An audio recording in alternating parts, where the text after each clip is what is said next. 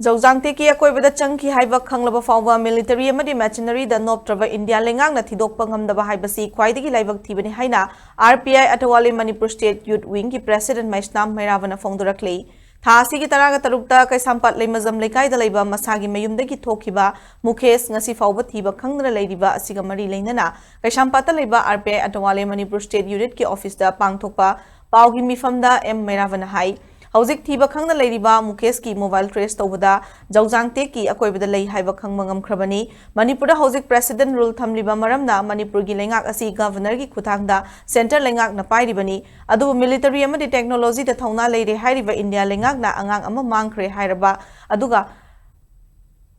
chaurakpa mafam su khangdaba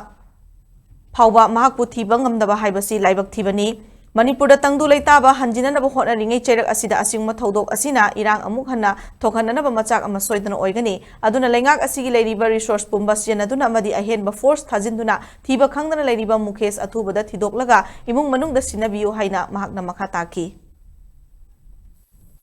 Mukesh ko wasai kunde suriba kaisampa leimazam lekaidagi nupa macha amakak mayumdagi thokibadagi ngasi phawba thiba khangdana leiriba se mana paikiba mobile signal trace to matamda Jaujantek village ki area adwaida magi mobile signal du phangi military ju watraba technology watraba Indiana location some location khraju khangnaba mafam asida angang asibu ji phaw puthubung da bai base RP athawale jutki maikai dagi khamjini mafam di India government bu chalai riba Manipur da paliba PR government asina yamna thubu matamda solution puthopiduna angang asibu puthopiduna mama mapa da sinaduna tangdu leitabu ohenbiu sarkarna angang asibu kan biu haiduna RPI Youth State Manipur ki maikai dagi thamjari